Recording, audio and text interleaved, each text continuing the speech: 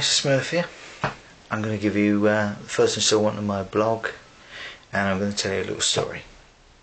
I'm going to take you right back to the days of punk rock, and back to the days of vinyl records, back to the days of high street record shops. And the story I want to tell you is about the Sex Pistols. Now, the Sex Pistols were extremely controversial, and they had a fantastic reputation at the time, in particular for being almost as good as the Clash. And to be honest, I was not particularly a fan, but I wanted to own their debut album, which they released in 1977, which had this fantastic title, and that was the only reason I wanted to own it. It had the title Never Mind the Bollocks. Here's the Sex Pistols. And as I already said, they had a fantastic reputation at that time.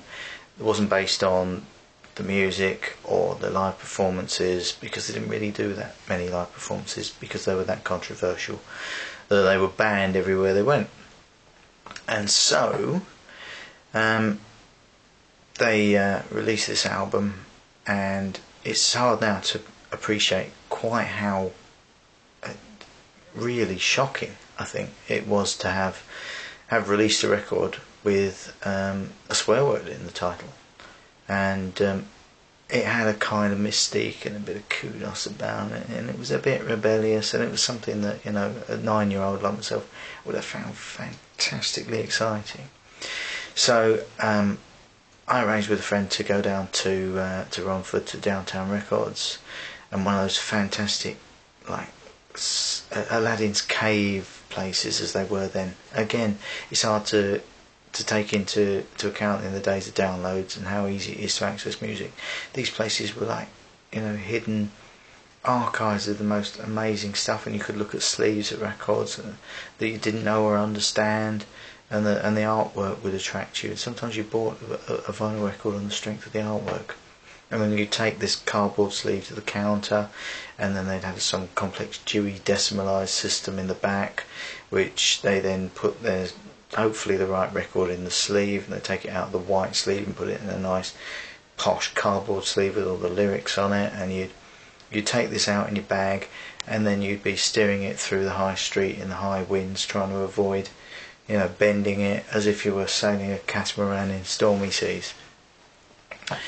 And so my friend and I arrived at this place, and I just couldn't get my head round having to say this word, because you have to bear in mind, again, the record being that controversial, it wasn't on display for everyone to see. It wasn't in the shop window, it wasn't on the racks, and it wasn't in the little bins where you go and search for stuff.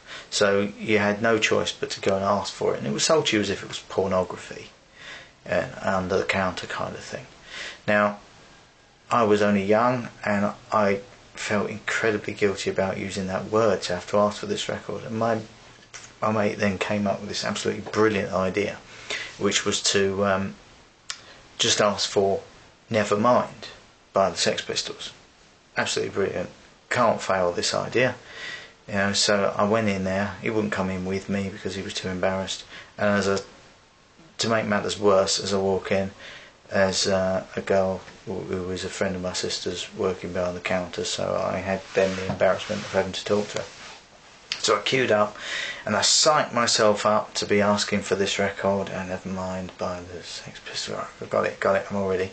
And I walked up to the counter, and in a bold, clear voice, for all the shop to hear, I asked for Never Mind by the Bollocks.